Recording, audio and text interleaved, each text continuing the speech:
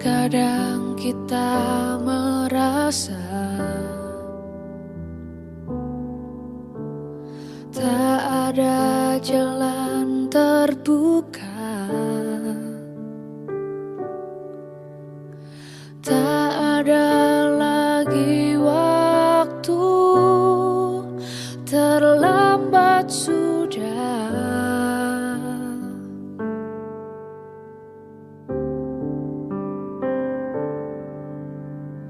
Tuhan tak pernah berdusta.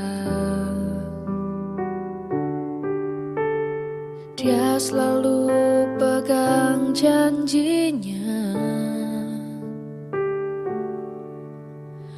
Bagi orang percaya, mujizat nyata.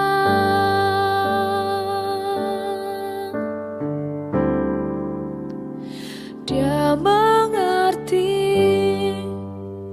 dia peduli persoalan yang sedang terjadi. Dia mengerti, dia peduli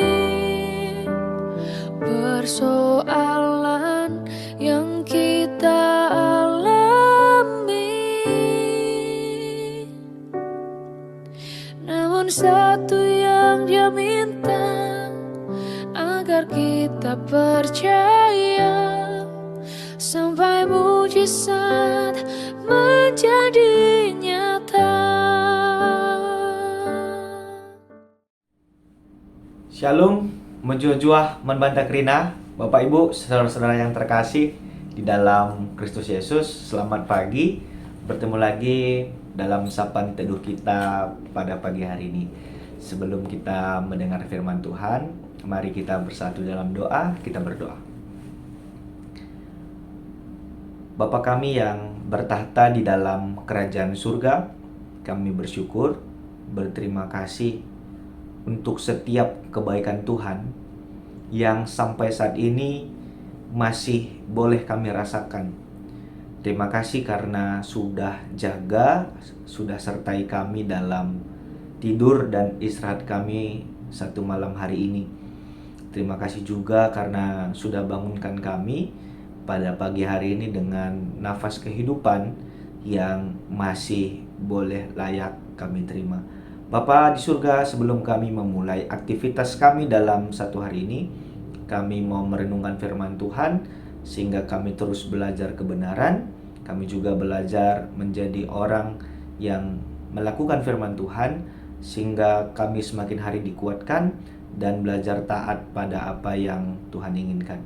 Terima kasih Bapak, ini doa dan kerinduan kami. Kami datang melalui nama satu yang indah, Yesus Kristus. Kami sudah berdoa dan mengucap syukur. Amin.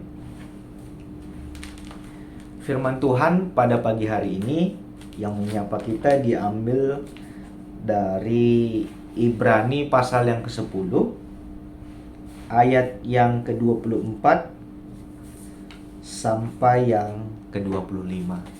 Kami bacakan untuk kita semua.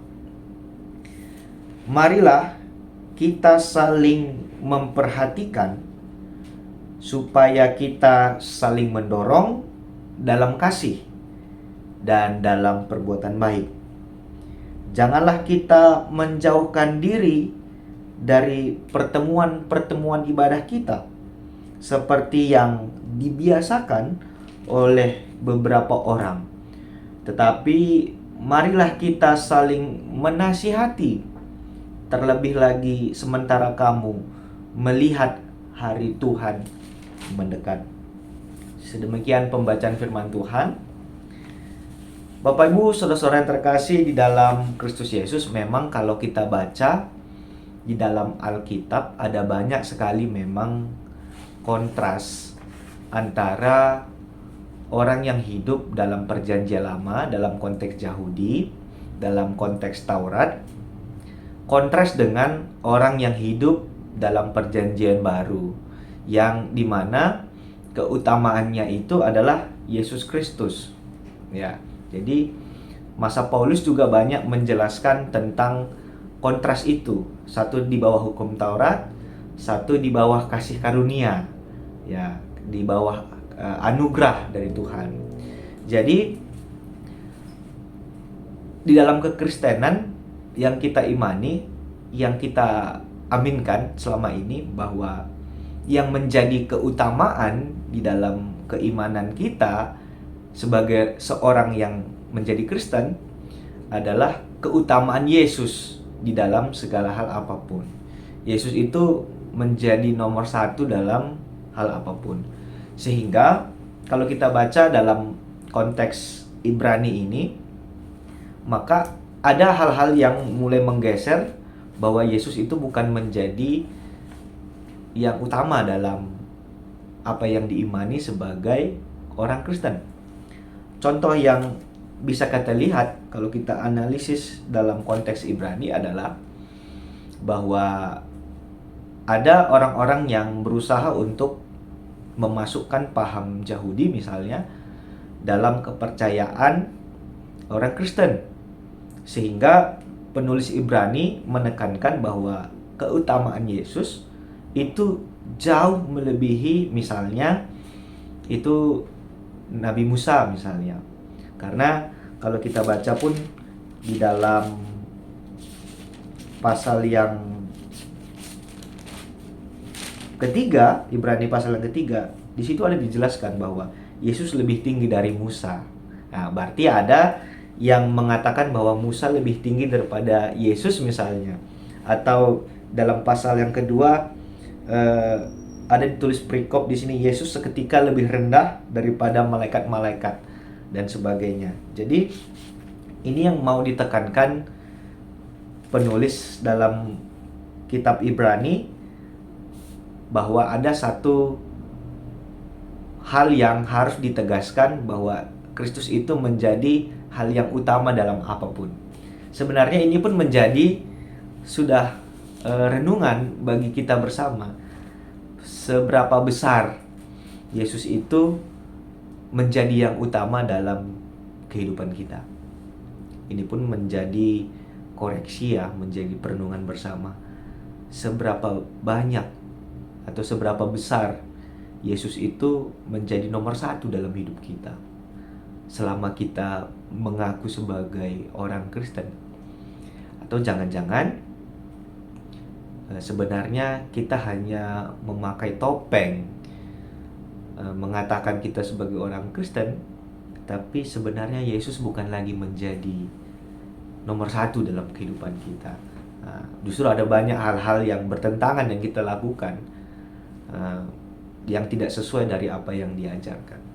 Ini menjadi renungan bersama. Itu poin yang pertama. Poin yang kedua adalah, kalau kita baca dalam ayat yang ke-24 sampai yang ke-25, di sini penulis surah Ibrani sangat menekankan yang namanya persekutuan ibadah. Tentu sangat relevan dengan minggu ini dalam gereja kita GBKP. Minggu ini adalah minggu Tritugas Gereja, yang dimana ada persekutuan, kemudian ada diakonia, dan ada marturia, kesaksian ya. Ada 3 Tritugas Gereja, 3 tugas kita bersama. Nah, di sini penulis Ibrani menekankan betapa pentingnya kita itu dalam pertemuan-pertemuan ibadah kita. Sangat penting ya katanya. Karena kita di dalam persekutuan justru kita harus saling menguatkan, kita harus saling mendorong dalam kasih, dalam perbuatan baik. Ya, jangan kita membiasakan diri katanya seperti beberapa orang yang menjauhkan diri dari pertemuan ibadah. Tapi mari kita saling menasihati. Nah, ini yang mau disampaikan penulis Ibrani. Kembali kepada poin yang pertama, ada banyak hal yang mau menggeser keutamaan Kristus, atau kita katakanlah pengajaran sesat ya. Pengajaran sesat dalam kekristenan. Justru di dalam persekutuanlah kita saling menguatkan. Justru di dalam persekutuanlah kita saling mendorong. Justru dalam persekutuanlah kita saling menasihati. Jadi disarankan penulis Ibrani kita nggak boleh meninggalkan persekutuan-persekutuan ibadah, pertemuan-pertemuan ibadah. Karena justru di dalam persekutuan inilah kita bisa saling menguatkan satu sama lain, saling merangkul. Nah, tapi yang menjadi persoalan, ya kita juga harus jujur dalam realita yang terjadi, ya kan. Tidak semua seperti ekspektasi. Ya. Karena ini bicara tentang persekutuan yang ideal. Ada satu cerita, mana tahu orang tua kami serahin Tuhan ke pengurus kategorial misalnya, atau pengurus PJJ, atau siapapun kita yang mengambil bagian dalam pelayanan. Ketika kita pernah berkunjung ke satu rumah jemaat yang mungkin sudah belakangan ini sudah kurang aktifnya, kita berkunjung, kemudian kita mengajak kembali supaya bergereja lagi misalnya, atau ikut PJJ lagi, atau ikut PA lagi misalnya. Tapi ada satu alasan yang dikeluarkan oleh orang tersebut, bahwa persekutuan kita nggak sehat katanya. Atau kami pun, walaupun saya nggak ke gereja, walaupun saya nggak datang beribadah, tapi apa yang saya lakukan baik. Bisa saja yang saya lakukan lebih baik daripada kalian yang pergi ke gereja. Itu pun sebenarnya menampar kita juga, ya kan, sebagai gereja, menampar kita juga sebagai orang yang percaya. Kalian di gereja pun bisa berantem katanya, bisa rubat, ya kan. Lagi rapat pun kalian bisa tidak saling mengerti, lane siangkan katanya dalam bahasa karunya. Ini pun menjadi satu kritik bagi kita, ya, bahwa kita harus kembali pada persekutuan yang benar, persekutuan yang sehat, persekutuan yang apa yang dikatakan di dalam Alkitab, yaitu persekutuan yang saling merangkul, saling mengasihi, saling menasihati dalam kasih, saling mendorong dalam perbuatan baik. Nah, jadi dalam satu sisi, yang pertama, nggak bisa juga kita benarkan orang yang mengatakan justru kita menghindari pertemuan-pertemuan ibadah atau persekutuan untuk mencari pembenaran. Tapi di sisi lain, kita juga harus mengoreksi persekutuan kita, apakah menjadi persekutuan yang sehat misalnya, apakah menjadi persekutuan yang benar-benar menjadi persekutuan di dalam Kristus misalnya. Jadi dua hal ini pun menjadi satu renungan kita bersama, sehingga ketika kita punya pergumulan misalnya, atau ketika kita punya persoalan misalnya, atau ketika kita punya satu tantangan misalnya, kita kan seringkali bilang begini, aku nggak datang dulu lah, aku pengen sendiri misalnya, atau aku pengen tenang dulu misalnya. Nah, itu kan individual sekali, ya kan. Tapi kalau persekutuan yang benar, persekutuan yang sehat, seharusnya ketika datang dalam pertemuan ibadah justru menambah energi buat orang yang lemah itu kan, yang butuh disemangati, butuh ditopang, ya. Bukan berarti ketika ada satu orang yang dalam pergumulan, kemudian dia datang ke dalam satu persekutuan, bukannya tambah semangat, tapi makin sakit, ya kan? Nah, tentu ini menjadi koreksi kita bersama, sehingga kita kembali kepada apa yang seyogianya yang Alkitab saksikan di dalam Kristus. Ini menjadi renungan kita bersama, dan mari kita sama-sama belajar. Mari kita sama-sama belajar untuk melakukan apa yang firman Tuhan sampaikan. Amin. Kita bersatu di dalam doa, kita berdoa. Terima kasih Tuhan, kami sudah mendengarkan firman-Mu. Biarlah firman-Mu menjadi rema di dalam kehidupan kami. Ajari kami untuk tetap taat, setia, dan belajar firman Tuhan, sehingga semakin hari hidup kami semakin diperbaharui, sehingga kami terus belajar untuk melakukan apa yang Tuhan mau di dalam kehidupan kami.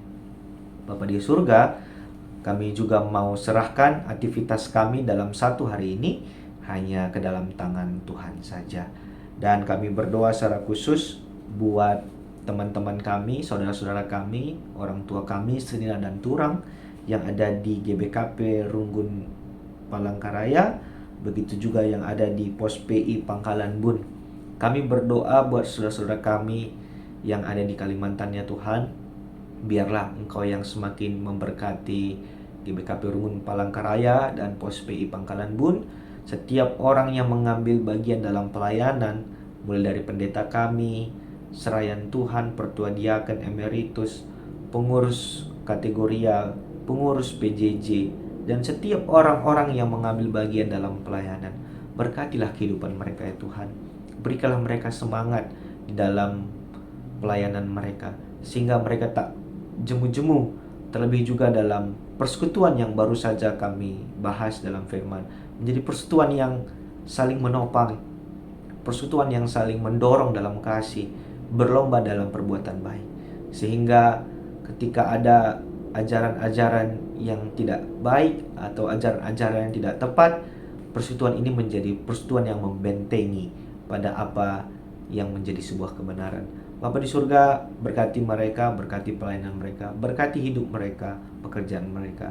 Kami serahkan kehidupan saudara-saudara kami hanya di dalam tangan Tuhan saja. Kami juga semua yang ada, yang sedang menonton Sapaan Teduh ini, dan juga saudara-saudara kami dimanapun mereka berada, berkatilah kehidupan mereka ya Tuhan. Ini doa dan kerinduan kami. Kami datang dan sempurnakan doa ini dalam nama Tuhan Yesus Kristus yang sudah mengajari kita berdoa. Kita ucapkan bersama-sama. Bapa kami yang di surga, dikuduskanlah namamu, datanglah kerajaanmu, jadilah kehendak-Mu di bumi seperti di surga. Berikanlah kami pada hari ini makanan kami yang secukupnya, dan ampunilah kami akan kesalahan kami, seperti kami juga telah mengampuni orang yang bersalah pada kami.